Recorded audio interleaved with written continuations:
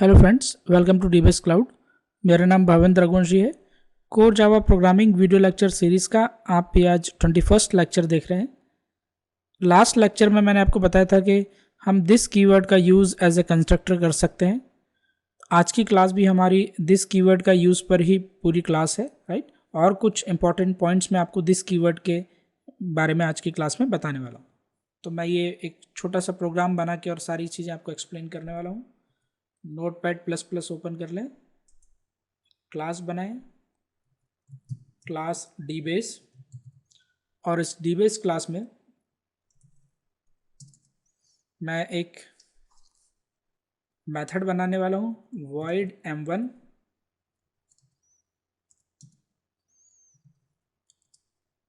इस मेथड के अलावा मैं एक कंस्ट्रक्टर भी बनाने वाला हूं, डीबेस।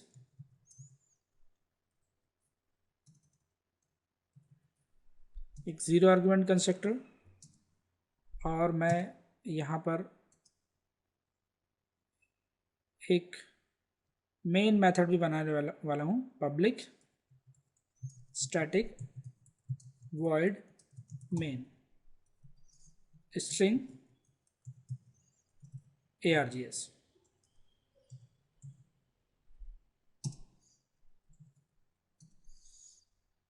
और इस मेन मेथड के अंदर मैं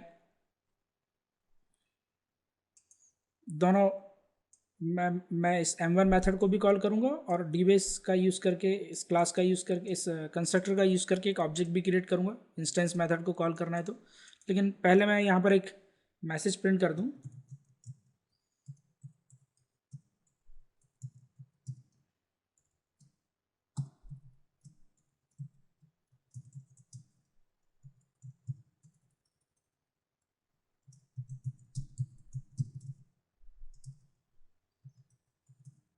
डीबेस class m1 method,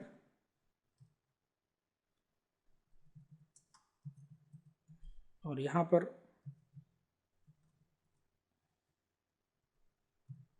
डीबेस class zero argument constructor.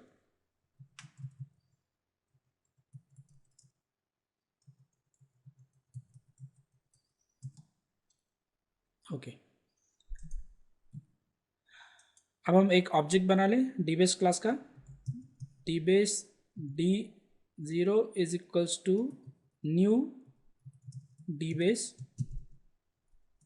ये ऑब्जेक्ट बना लिया, ठीक है। अब एक इंस्टेंस वेरिएबल भी बना लेते हैं, int x is equals to 100।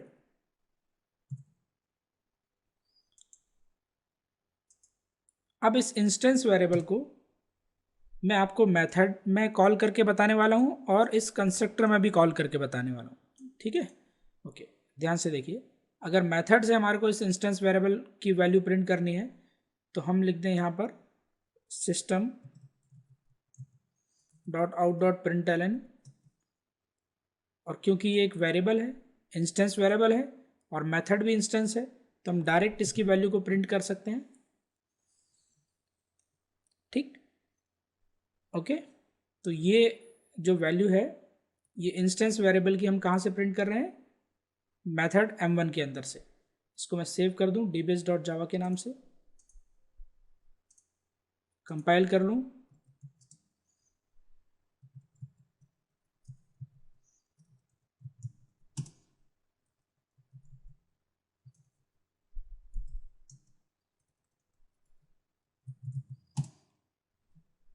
ये कंपाइलेशन सक्सेसफुल हो गया। इसको रन कर लें,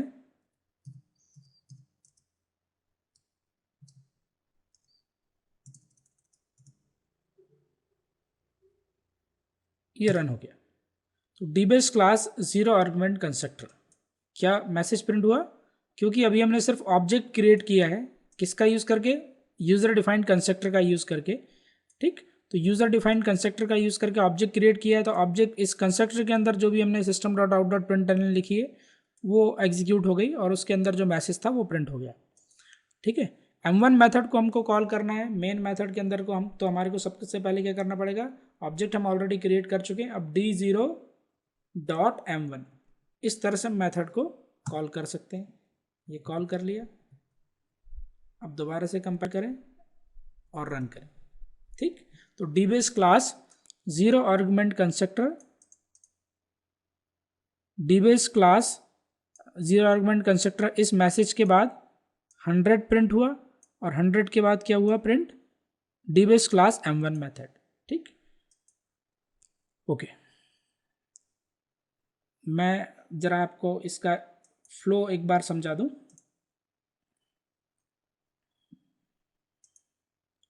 एप्लीकेशन का फ्लो समझना बहुत ज़रूरी है। देखिए इस तरह से एग्जीक्यूशन हो रहा है। सबसे पहले तो मेन मेथड से एप्लीकेशन का एग्जीक्यूशन स्टार्ट हो रहा है और ऑब्जेक्ट क्रिएट हो रहा है यूजिंग जीरो आर्गुमेंट कंस्ट्रक्टर।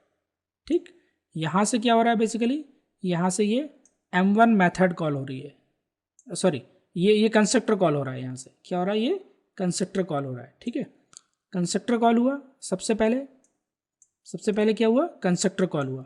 इसलिए जो सबसे पहला मैसेज जो प्रिंट हुआ है वो आप यहाँ से देखिए, जो पहला मैसेज प्रिंट हुआ है वो क्या हुआ है, डीबेस क्लास जीरो आर्गुमेंट कंस्ट्रक्टर। ठीक, क्योंकि सबसे पहले ऑब्जेक्ट क्रिएट हो रहा है तो D base class zero argument constructor, ये मैसेज सबसे पहले प्रिंट हुआ। फिर उसके बाद जब ये ऑब्जेक्ट क्रिएट हो गया d0, जब ये ऑब्जेक्ट क्रिएट हो गया तो using this object d0 we have executed m1 method. यहाँ पर हमने किसको एग्जीक्यूट किया, m1 मेथड को। किस मेथड को कॉल किया, m1 मेथड को। तो यहाँ से फिर क्या हुआ, सीधे m1 मेथड कॉल हुई। ठीक, और m1 मेथड में सबसे पहले वैल्यू ऑफ x प्रिंट होगी और उसके बाद system dot dot dot println से मैसेज प्रिंट हो जाएगा डीबेस क्लास m1 मेथड। बिल्कुल ऐसा ही हुआ। ठीक, तो पहले कंस्ट्रक्टर का मैसेज, फिर वैल्यू ऑफ x, फिर system dot out dot println का मैसेज जो m1 मेथड के अंदर प्रेजेंट है। ठीक, तो पहले नंबर पे ये मैसेज प्रिंट हुआ, ये लाइन का मैसेज प्रिंट हुआ। ठीक, सेकेंड नंबर पे ये और थर्ड नंबर पे ये। ओके, ठीक है, ये तो फ्लो था।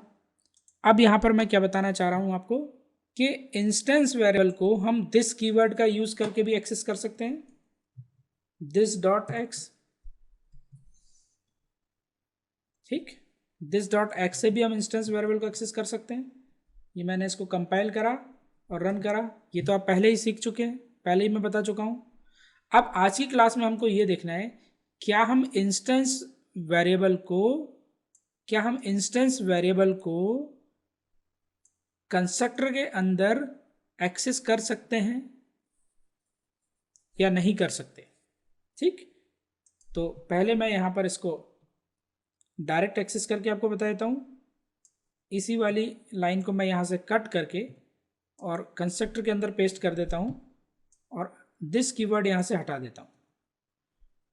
इंस्टेंस वेरिएबल को कंस्ट्रक्टर के अंदर हम कैसे एक्सेस कर सकते हैं, ठीक, ये हम यहां पर देखना चाह रहे हैं। जैसे इंस्टेंस वेरिएबल को इंस्टेंस मेथड में तो आप डायरेक्ट एक्सेस कर सकते हैं, लेकिन इंस्टेंस वेरिएबल को स्टैटिक में ऑब्जेक्ट से करते हैं एक्सेस। अब हम देख रहे हैं इंस्टेंस वेरिएबल को कंस्ट्रक्टर के अंदर हम कैसे एक्सेस कर सकते हैं। मैंने सेव करा एप्लीकेशन को, स्क्रीन को क्लियर कर लेता हूँ एक बार। ये मैंने कंपाइल करा और ये मैंने इसको रन कर लिया। ठीक, तो बिल्कुल एक्सेस कर सकते हैं। ओके, एक्सेस कर सकते हैं without creating any object. Directly we can access instance variables inside constructor.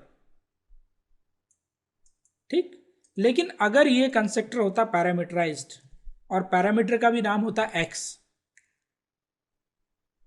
देखा आपने मैंने लाइन नंबर 10 पे क्या चेंज कर दिया, कंस्ट्रक्टर को अब मैं जब बना रहा हूं तो मैं इसमें एक पैरामीटर पास कर रहा हूं। ठीक, इसका मतलब जब मैं ऑब्जेक्ट क्रिएट करूंगा तो यहां पर भी मेरे को पैरामीटर की वैल्यू पास करनी पड़ेगी। सपोज मैंने यहां पर पैरामीटर की वैल्यू पास कर दी 500। ठीक, अब अगर मैं इस एप्लीकेशन को कंपाइल और रन करूंगा तो आप थोड़ा सा समय लेकर बताइए कि इसका आउटपुट क्या आएगा। आप थोड़ा सा वीडियो को रोक के और खुद डिसाइड करिए कि इसका आउटपुट क्या आएगा।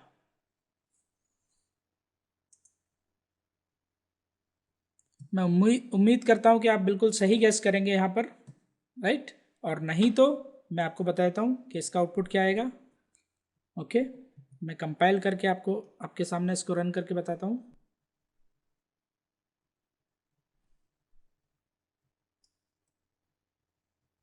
ये कंपाइल किया और ये रन किया, क्या आया?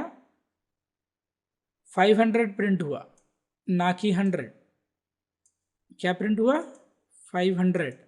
100 प्रिंट नहीं हुआ।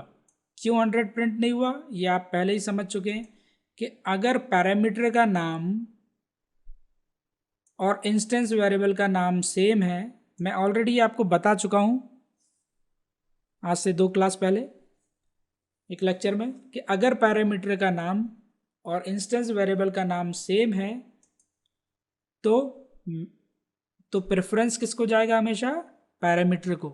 Parameter is also treated as a local variable, ठीक है। या फिर अगर x नाम से लोकल वेरिएबल होता है इस मेथड के अंदर, ठीक, सपोज ये पैरामीटराइज्ड मेथड कंस्ट्रक्टर नहीं है।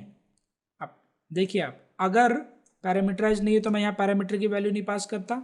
यहाँ पर अगर int x is equals to 500, तो अब क्या है ये?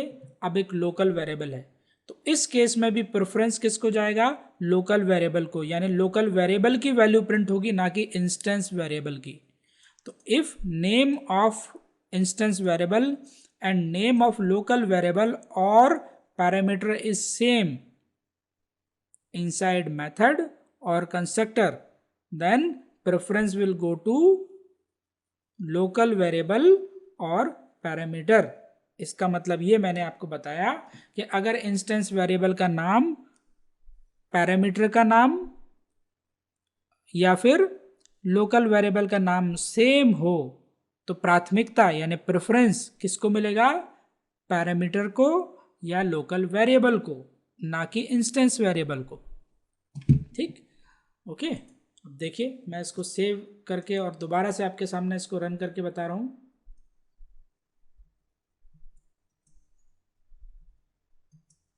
क्या प्रिंट हुआ? 500। लेकिन अगर हम चाहते हैं कि ये जो वैल्यू है ये इंस्टेंस वेरिएबल वाली प्रिंट हो, तो यहां पर भी कंस्ट्रक्टर के भी अंदर अपन इसके पहले क्या लगा सकते हैं? दिस कीवर्ड का यूज कर सकते हैं, ठीक। अब देखिए,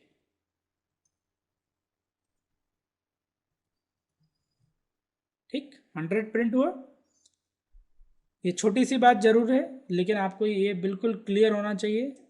तो दिस कीवर्ड का यूज़ हम कब करते हैं? जब हम इंस्टेंस वेरिएबल को एक्सेस करते हैं, और इंस्टेंस वेरिएबल को हम मेथड के अंदर भी एक्सेस कर सकते हैं, इंस्टेंस वेरिएबल को हम कंस्ट्रक्टर के अंदर भी एक्सेस कर सकते हैं। तो आज के इस वीडियो लेक्चर में बस इतना ही। नेक्स्ट वीडियो लेक्चर में मैं आपसे फिर मिलता हूँ नए कंसेप्ट के साथ। आप प्लीज़ मेरे वीडियो लेक्चर्स को लाइक करें, मेरे चैनल को शेयर करें और सब्सक्राइब करें। Thank you, thanks for watching this video. See you in next video.